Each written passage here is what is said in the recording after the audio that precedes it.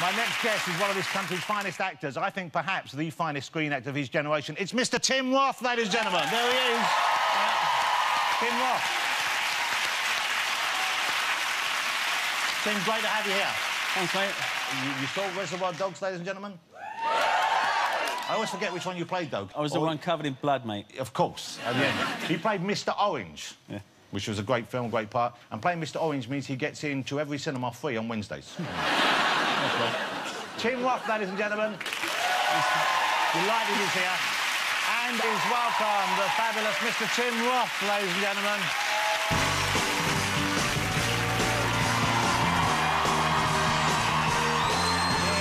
Thanks for waiting. Come on, sit down. Wow, that clip. I'm not eating anything. I'm not fucking a ghost. For your entertainment. I don't think anyone in this building has had sex with a ghost, I'll be honest with you. OK. I don't know, it could be true. You know, you just said you wouldn't eat anything, but I believe someone said they were listening to the mics who were up out the back when Anthony came out, and you discussed something there. You had... I did. I made a mistake, which is one of many, but I made a mistake. I did...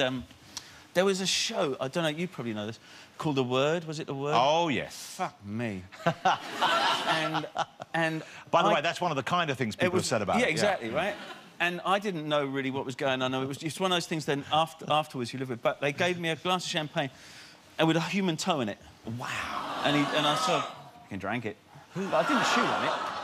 But that was a weird... So instead of an olive or something, it was strawberry... Like a champagne cocktail with a human toe in it. Where did they get the toe from? Exactly. Wow.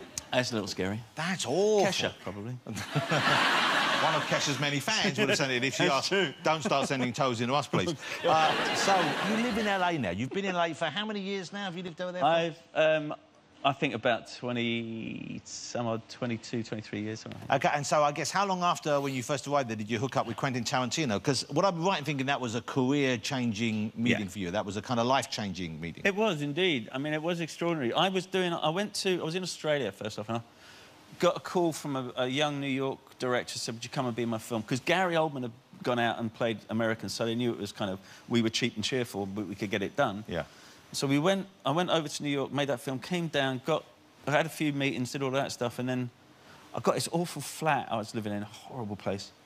And one of the first scripts that came through the door was that. And I knew when I read it, it was one of those things where you go, you recognise it, you know? Yeah. You knew you had to be in I was reaching for the phone, I hadn't finished the thing.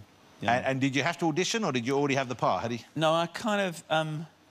I had this thing, a rule about not auditioning, because I figured I'm so shit at reading, you know, doing that. I'll meet anyone, but I figured I'd lose as many jobs by reading as... Just so you're not good the first time you read it, or you're not good when Very bad at doing that audition thing. So, but then I went to meet him, and Harvey Keitel was there, and we all got talking. They were really laying under pressure, and I wouldn't do it. I said, no, you know what? I'll never get the job if I read, so... And then Quentin, because he's a sneaky bastard, he took me back. He said, let's go back to your place. And we went back to my place. We stopped at the 7-Eleven on the way or whatever, and got a ton of beer and got shit-faced and read every single part about 5 times in it. So he got his reading, and I think he may have been faking the drunk thing, but he was really...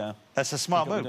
Very smart. Let's talk about Lie to Me, because Lie to Me was a great series. I know if you're watching Lie to Me, but it was an American TV series, which I know as well. And the guy you played, he was a psychologist, is that right? Ish. Psychologist-ish. Yeah. He helped the police out. Yes.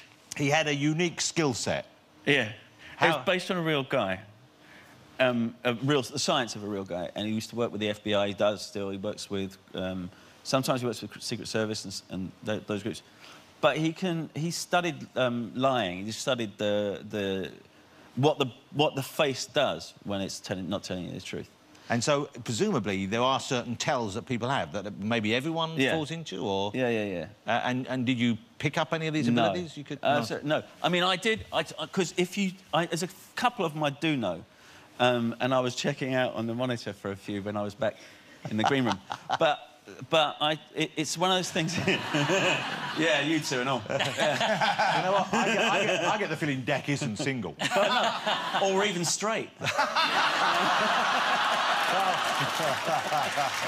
Which is fair play, right? To be fair, he never said he was. He never said he was, and that's the field open, right? No lying there. Never married. He's never married. So yes. What was it? So what are the basic tells? What are the real? I mean, there's a few things that you do that, like, I do know. When you're fabricating a story, your eyes will go either up and right or up and left. When you're telling the truth, they either go up right and or up left when they're telling the truth, or down. I can't remember. But well, if you can't remember, that's going to be no use to you whatsoever. But I don't do that show anymore. But you're going to say to him, "Are you looking right? Does that mean the truth?" I know, and you go, and there's the multiple blink. So is that a lie? That's a lie. OK. Yeah. I don't know where to look now when I say that I am definitely straight. A bit like that, right? Look. Just funny how you're blinking a lot. Yeah. Right. He doesn't give it to us, the one on the right. Look at him. The one on the right. Yeah. You see, we've sat with him. We've sat with him. Even he doesn't know we are. That'll do.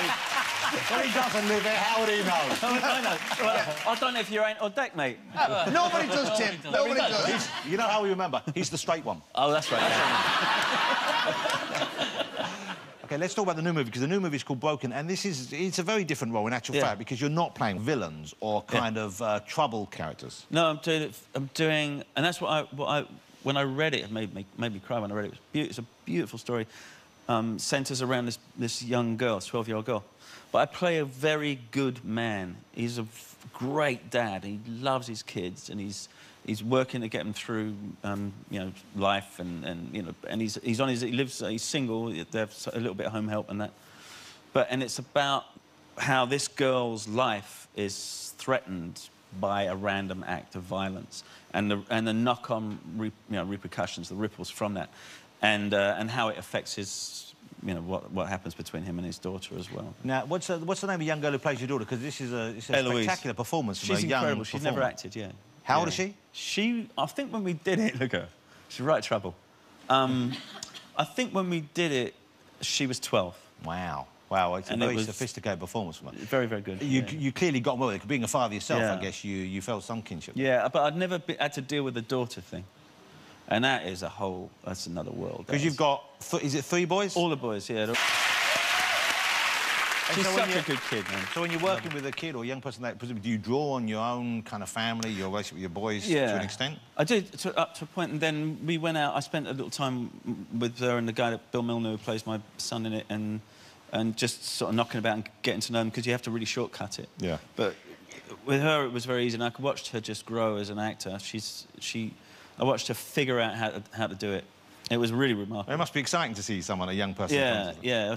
But you know you're in the presence of somebody that's coming, if they choose to do it. I don't know if she's decided whether to be an actor or not. So Broken is out March the 8th, and it's, I mean, it's kind of, it's harrowing at times, but it's actually not one of those bleak movies. Oh, no, it's quite very sweet. Beautiful. OK, and it's very nice to see you back making a movie like that in the United Kingdom. Yeah, it was very nice to do. I want you to go back to America, make another film with Tarantino, and then move back here to live. OK, dokie. OK, is that a deal? I'll get right on it, yeah. Ladies and gentlemen, will you join me in saying thank you to the fabulous Mr. Tim Roth?